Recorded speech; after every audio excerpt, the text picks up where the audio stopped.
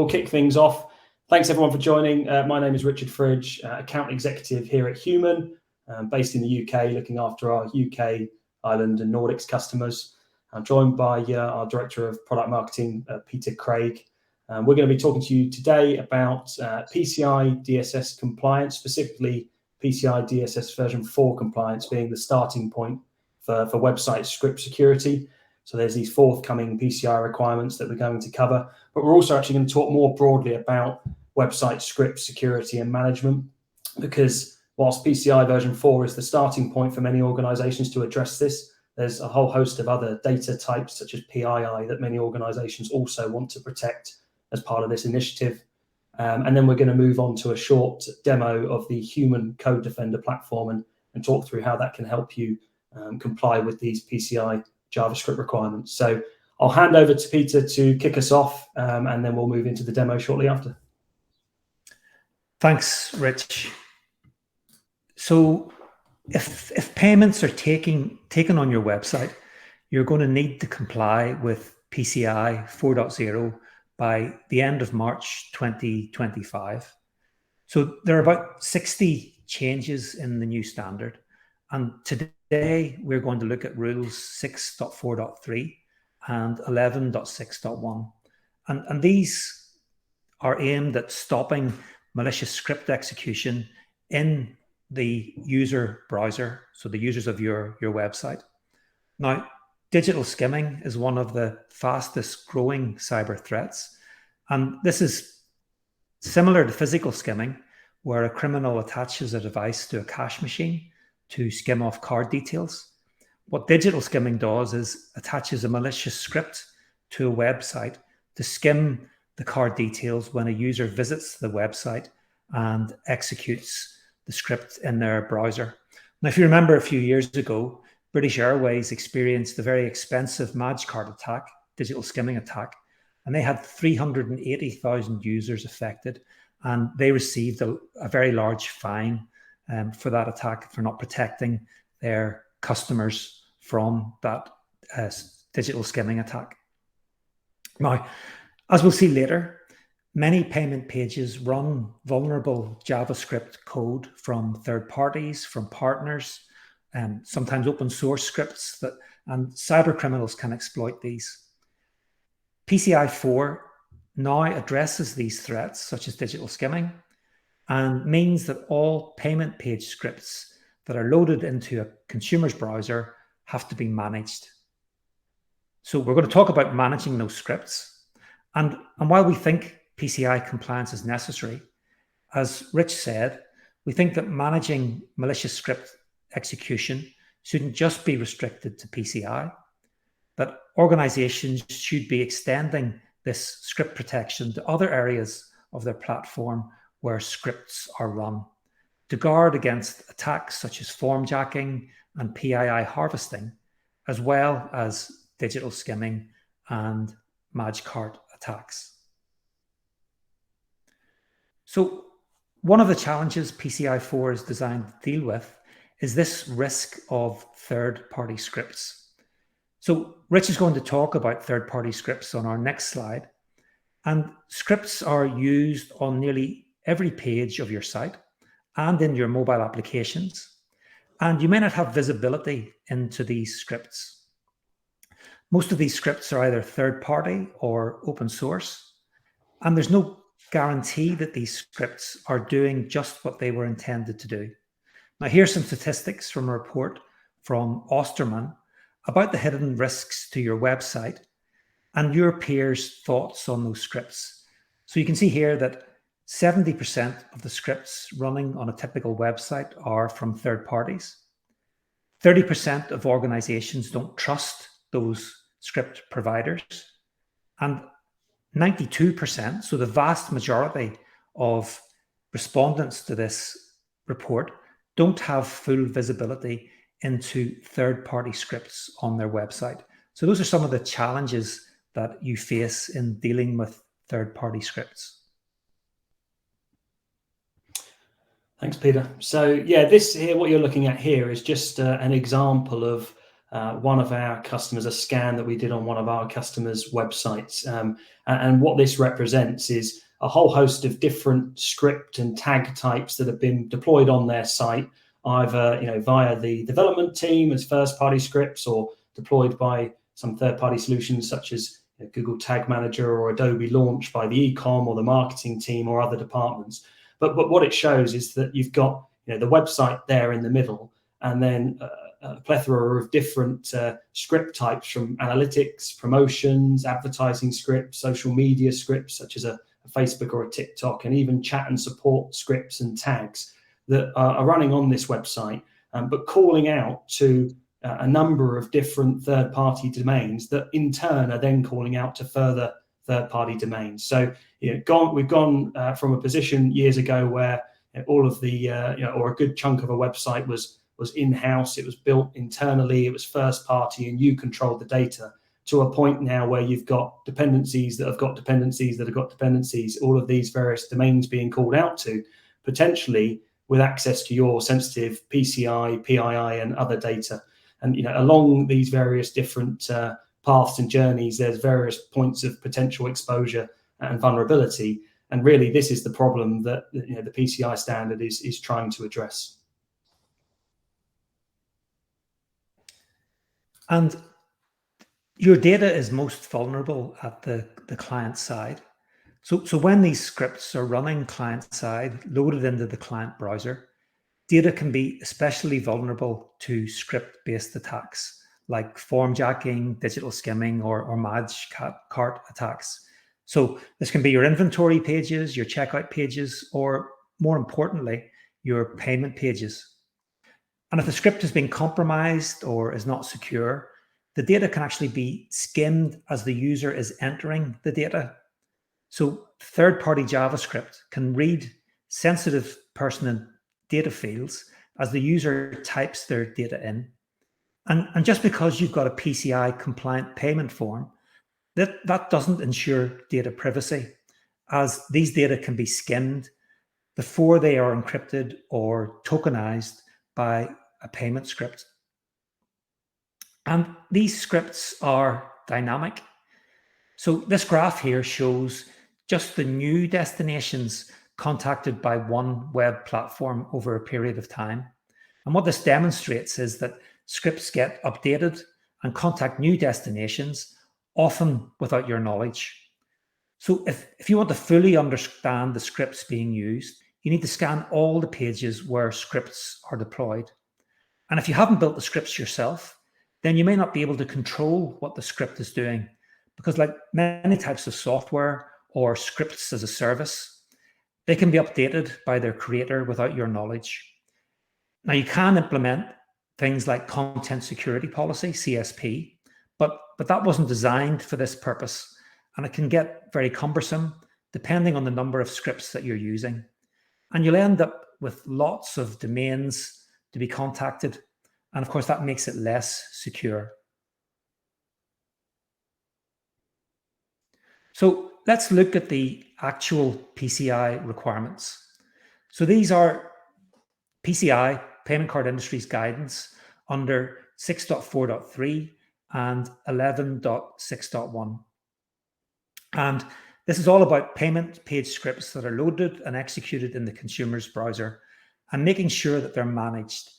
And with these new requirements, you need to manage them by ensuring that a method is implemented to confirm that each script is authorized, that a method is implemented to assure the integrity of each script, and there's an inventory of all scripts maintained with a written justification why each is necessary. And then with 11.6.1, that requires a method to alert unauthorized modification of HTTP headers and any content of the payment pages received by the consumer's browser. Now, you may have some tools to help you deal with these requirements already. For example, there's SRI, Sub-Resource Integrity, which is a type of file integrity monitoring. But this is very time-consuming to implement. And if it goes wrong, it can break your website. We've already mentioned CSP, Content Security Policy, but that wasn't designed for managing malicious scripts. It was designed for cross-site scripting attacks, not for e-skimming attacks. What that does is block on domain and not what the script is actually attempting to achieve. So to ensure that your organization remains compliant and to protect your organization and clients from client-side attacks, you're going to need to implement something like a proprietary script management system. Thanks, Peter. So just talking and touching on sort of the two main threats or the two types of scripts you need to consider here. So the first one, I think, is the obvious one, right? It's the one that makes the news. Peter made reference to an example earlier, the one that really hit the headlines in the form of that BA attack a few years ago now. But this is the intentionally malicious script, or the script that's vulnerable to compromise. This is the cyber attack as opposed to the unintentional data leak. Here's an example of this. So this is a snapshot or an image taken from the 2022 Verizon data breach investigations report. But what it shows is that the number one cause of customer data breaches in retail 5 years in a row, that the top trend at the top of that graph is the Magecart type digital skimming attack. So it's very much a prevalent attack type. And I think this is the one that most organizations or people think of when they think of the need to protect against these attack types. But if we move on to the second type of script, this is the one that I think maybe is less obvious, but is potentially, because of the fact that these are scripts that are put onto a website intentionally, it's the legitimate script and the risk of data leakage via a legitimate script. So we routinely see a wide number of approved third-party vendors accessing data that they shouldn't be. And at the top here, we talk about a report from May 2022, so just over a year ago now, an independent study published by a couple of universities, and it was called Leaky Forms. And what the universities and the researchers did was they ran emulated user sessions against the top 100,000 sites to evaluate if credentials were being exfiltrated. And what they detected was that over 5,500 sites in the US, as an example, had sent email data without consent, and 92 had actually sent password data that they'd read in clear text prior to the point of encryption on the client side. And most of this exfiltration was to third-party domains. So they specifically actually called out, as you can see on the screen here, Meta and TikTok for swiping credentials without consent. And I think that the thing that's important to note is, and this is just at the bottom, you've got the sort of the Meta Facebook example. This is some of the terms from their business tools that basically says, you will not share sensitive data with us, as opposed to them saying they won't collect it. Actually, they're going to collect and read everything that's in clear text on the client side, irrespective of whether it's sensitive or not. The onus is on you as the organization and the website owner to not share that information with them. So you've got the risk of the intentionally malicious JavaScript, but also you've got tens, if not hundreds in most cases, of these approved scripts that are put on the site by your e-com team or your marketing team that are most likely reading sensitive data without you being aware of it. And the onus is on you, as per the terms of these tools, to protect yourself as opposed to them not taking the data.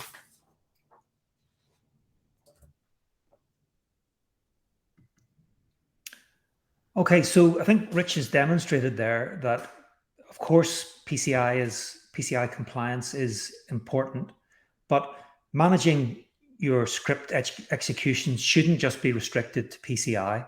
And we think that organizations should be extending malicious script protection to other areas of their platform where scripts are run to guard against other attacks, such as formjacking and PII harvesting, as well as digital skimming and Magecart. And if we look at just one implementation of an e-commerce site, you can see that there are many pages or areas on the site that use third-party scripts, from login, authentication, stock control, social media integration, to payment pages, which is, of course, is the main subject of our presentation today. So this proliferation of scripts brings a larger attack surface. And of course, that increases the potential threat to you and your customers. Now, if we look at the most common threats, these steal user information by injecting malicious code, stealing payment or personal information before you're even aware of this attack. And if you don't have visibility into the scripts being used on your site, this could end up being a long-term persistent attack that could go on for weeks or months undetected. So digital skimming and Magecart attacks, formjacking and PII harvesting, both using malicious JavaScripts that skim payment information or skim social security numbers, national insurance numbers, usernames and passwords, and addresses. So, Rich, I think we're going to move over to a demo now. Yes, absolutely. So bear with me 2 seconds whilst I share my screen. And Peter, if you can confirm that you can see the portal. I can indeed, Rich. Super, good stuff. So one caveat, guys, this is a live demo. We know what happens with live demos. Not only is it a live demo, it's a live demo by a salesperson. So double jeopardy, but let's see how we get on. So what you can see here is we talked about the problem we're trying to solve. This is the human console for the Code Defender solution. So Code Defender is one of the solutions or modules within human defense platform, specifically catering to solve the problem of script management and script security.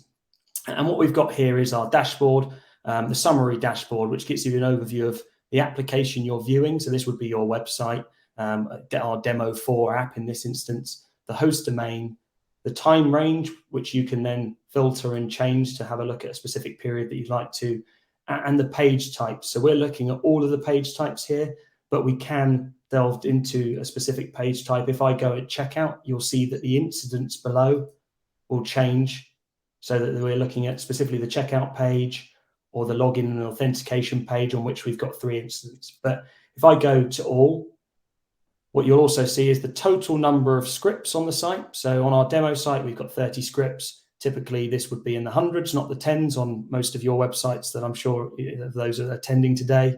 The script origin, 37% third party, 63% first party, and unique destinations and domains and source domains. What we then have below is a summary of all of our open incidents. So we've got the current incidents that are opened, i.e. incidents that we've flagged on our demo site, and then incidents that are under review, currently of which there are 0. And we've got these categorized into a number of distinct areas. So the first of which is PCI. So what this is looking for is scripts that are accessing PCI information on our demo site. And you'll see the demo site shortly. I'll give you an overview of that. But this is looking for any scripts, be it first or third party, that are reading PCI information. It's important to mention that human doesn't need to see the PCI information, i.e. a credit card number. All we need to know is that there's a credit card field or an expiry date field or a CVV field, as an example, on a payment page, which is accessible by a script, and in which case we can then say, okay, that script has access to that information, and we would highlight an incident.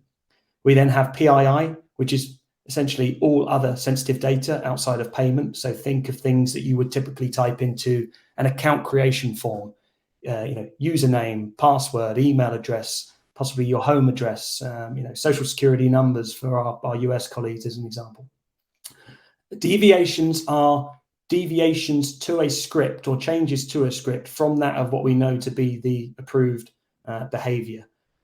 So if I just click here as an example and filter by a deviation, we can scroll down and see the 2 examples that are being highlighted. We've got one script here that's performing a new network activity with an unknown vendor, and we've got another script that's setting a new cookie on a sensitive page. So those scripts weren't previously doing that. That could potentially be some spurious or malicious behavior, and you may want to take action on that. We then have vulnerabilities, and again, I'll filter just by that vulnerability alert. And what we're showing here is that there's the use of a library, in this instance, jQuery version 3.3.1, which has a number of known vulnerabilities within it. We then have domain reputation. So we've got a domain that's being interacted with here that is suspicious.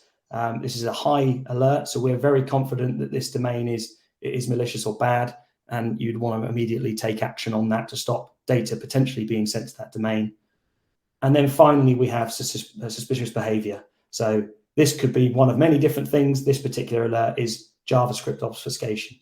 And what you'll have for each of these alerts is a summary of what is the tag or the script. Is it third party or first? How many users does it affect? And this is important because some scripts only run on a portion of users. So it's important to see how many users it's affecting, the severity, low, medium, or high, the incident type, and where that script is running. And this is running on the checkout page. So this could be potentially also a PCI incident. Now, you'll see that we don't currently have any PCI alerts, but given that the topic of this webinar is PCI, what we're going to do is we're going to dive into our demo page. So this is a wine store, the human demo wine store. You'll see we've got a couple of bottles of wine in the cart. We've got the ability to log in, add in some details here, but what we're going to focus on is the credit card information. Now, to show you this, what I'm going to do is just dive into the Chrome console here. I'm going to go onto the network tab, clear the data, and then I'm just going to copy and paste in here, or type if I was a user, a credit card number. Now, what you should see very shortly is that here we've got the request URL being Mixpanel. So Mixpanel is an analytics tool that captures data on how a user interacts with a digital product. So this is an approved tag on this site deployed by either our e-commerce or our marketing department for us to be able to see how a user interacts with our website. And I'm sure many of you on the call today use Mixpanel or a similar tool. Now, Mixpanel by default will read everything that's typed into the screen. And there are some legitimate reasons why you'd want Mixpanel to collect data. Maybe you would log it, or track a user legitimately based on their username or their email address. What Mixpanel shouldn't be doing is reading, as you can see down here, the card number value and that exact same card number. So that card number is now being read by the Mixpanel legitimate script. This isn't a malicious script. This has been approved and deployed on the website legitimately. And that number is now exfiltrated to a third party. And potentially there's a data breach and a PCI incident there. So what we want to do is we want to jump back to the portal. And what we should see, moment of truth, live demo, is on the top left here, we should see a high severity incident when I refresh. There we go. So I click this high severity incident to see what it is. And it's showing me that third party Mixpanel script has got access to the card number and the credit card. Now, what we can do from here is we can either click into this and move this incident to under review. So I could create a label, for example, for a particular team or a particular department, and then send that incident to them for them to review. So this might be that I create a new label called MarTech, and I'm going to send that to the marketing team to review the MarTech deployment of the Mixpanel script, saying, should it be on the payment page for starters? Is it authorized to be there? And what should it have access to? Because we don't believe that it should have access to credit card information. We can also create an integration. These integrations would be created by the team that implements the solution. The examples we're showing here, of which there are many more, is creating a Jira ticket for someone to immediately get a ticket and start to review this incident, or even put this information into Slack or email. But what we're going to do here instead is, I'm confident as the admin that this should not be reading credit card information. So I'm going to come in and analyze the script further. And what I'm going to see if I scroll down here is the connections map. This is quite a smart view of everything that's going on with this script. So we can see the script itself and the domain. We can see it's setting cookies. It's sending information out to a first tier external domain and then onwards into an Amazon S3 bucket. There's been enough reports in the news over the last few years of unsecured S3 buckets with troves of data in them. So there's potential risk there. But the bit that we're going to focus on is the fact that we've got all of these forms or fields within that wine demo page that script can currently read. Now, I talked about the fact that the login script or the login email address maybe is an approved action. And as we can see here, this is on the allow list. So that script has been pre-approved to read an email address. All of these other value access areas are not approved. So what we're going to do is we're going to immediately come in and add credit card number to the deny list. And I'm just going to say Martech script shouldn't have access to PCI info. I'll add that to deny list. We'll come down. We should now see that credit card number denied. We should go back to the dashboard and see that that high severity incident is resolved. But most importantly, moment of truth, is that if we now go back to the demo page on the network tab, I take that same credit card number, or it could be any credit card number for that matter. I paste it into the credit card field. What you should see shortly is that that payload now says card number value undefined. So we now know that that card can no longer be read, that field can no longer be read by that Mixpanel script. We're blocking it, and we're confident now that that script is allowed to run on the payment page. It's allowed to collect certain information, but it's certainly not allowed to collect any information that could result in data leak or a PCI incident.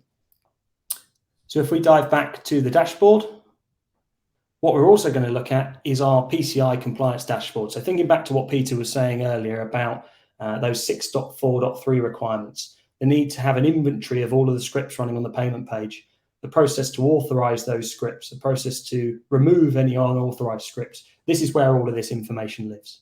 So you've got here a summary of all of the scripts that run just on the payment page.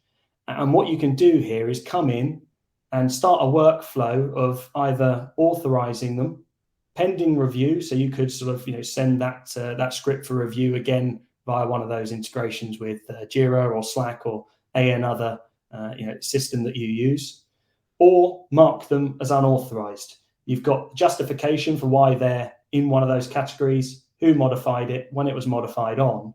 But then what you would want to do is go and actively remove or create a ticket for the team that owns these scripts that are unauthorized and shouldn't be on the payment page to go and remove them. And what you'd like to get to is a point where in here you simply have authorized scripts or pending review, and on your main dashboard you have no incidents, so that you know that you're confident that all the scripts that are running on the site are pre-approved. They've only got access to what they should have. We've also got our analyzer. So we've only got 31 scripts on this demo site. The reality is you've probably got hundreds, if not, dare I say it, thousands of various different scripts. So you may want to come in and look for a specific script and look into some further detail. Again, I'll choose that Mixpanel script, but this is a really quick and easy way to go in and analyze a script, see if it's first party, third party, what it's got access to, what it's doing, when it was first seen and last seen, and really get full visibility of all of the actions of that script, including actions per category. So network, DOM, and storage, such as cookies that are being set. We then also have our reports. So everything that we've just done, the actions we've taken, the instance that we've reviewed, all of this are categorized in our reports, which are based on current month, previous month, a specific month. So if we were to take a look at, March, for example, you'll see that in March, we saw a total of 19 incidents. We've got an overview of the scripts that were identified per day, their origins, their actions, and the domains that were accessed. All of this, of course, is exportable. As you can see here, we can download this as a PDF or export it to a third-party system.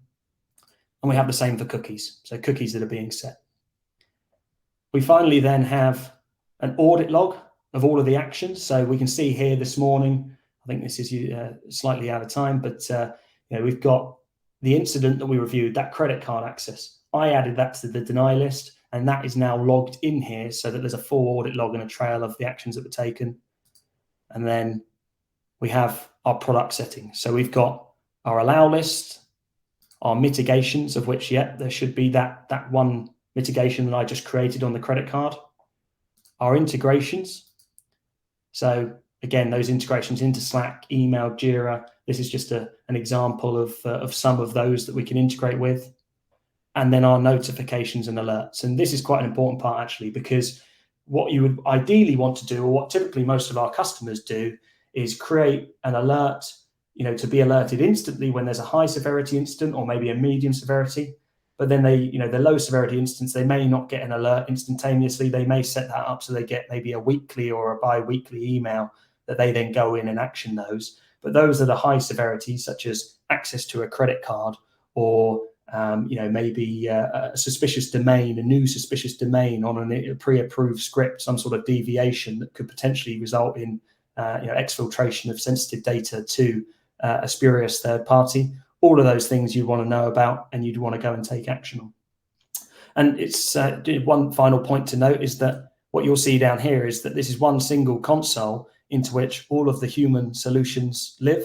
So we've talked today about Code Defender, but Human has a number of different solutions within the portfolio, and that human defense platform that I referenced earlier, that all live within this single console. So if you're a human customer for many of our different solutions to protect against digital attacks, then you can come in here and manage them all from the same console. So I think that's me. Peter, if you're able to jump us back to the slides just to wrap up, that would be great. Yeah, certainly, Rich. So, okay, that was a great demo, Rich. Thanks very much. I think a career in engineering awaits you. Well, I think AI is going to take over sales, so I may need to pivot elsewhere. Okay, so let's just summarize what we've talked about on the presentation today. So PCI DSS 4.0 compliance with Human. So as we said, at Human, we think you should follow these guidelines, not just for payment pages, but for all pages where scripts are running. So how should you go forward with this? Well, first, understand your current implementation of any script protection you have running. And just like in the requirements, and as Rich showed you, create an inventory and an authorization for every script. Understand the integrity of the scripts. So ideally, you want this to be automated so that when a script does something unexpected, you can react quickly to mitigate any potential data leak or attack, so that you're not subject to some enormous fine like DA had to deal with a few years back. So look at automating your script protection with a dedicated script management solution. And if you do decide to use Human, we can help you with those components of PCI DSS 4.0. We can help you achieve compliance painlessly, help you with automated notification of script violation, and help you keep the value of your scripts while blocking the undesired behavior. So allow the scripts, the necessary parts of your scripts to run while block any potential malicious behavior from having an impact on your business. So thank you very much for listening. I trust you found that useful. Our email addresses are both on the slide here. You can find out further information at humansecurity.com. And Peter, we do have a handful of questions actually that I can just address whilst we're here. So we've got a couple from Shamil. It says, many customers in South Africa have stopped looking at this requirement. Is PCI DSS still a big requirement? Yes, absolutely. This version 4 of this requirement that we're making reference to here comes into effect as of next year.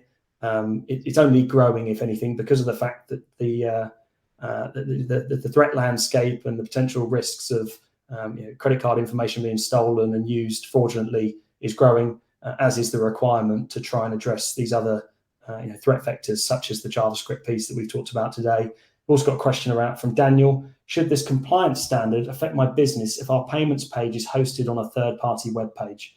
Now, if you look into the PCI version 4 standard itself, it does talk about third-party hosted web pages. It does talk about iframes that are sat within a payment page. There's a number of different sort of flavors and ways in which you can deploy your payment page. I would recommend looking at that or dropping us an email, and we can follow up with you to give you some specific guidance. But yeah, it does very much vary on exactly how that payment page is deployed, iframe, third party, first party, as to how you would need to implement a solution or address these requirements. But by all means, please drop us a note to one of our email addresses here, and we'll put it in front of one of our PCI experts to come back to you with some more information. But yeah, I'd certainly recommend reading that PCI standard 643, 1161 being the two key parts that refer to what we're talking about today. And yeah, thanks everyone for your time. All the best. Thank you. Bye-bye.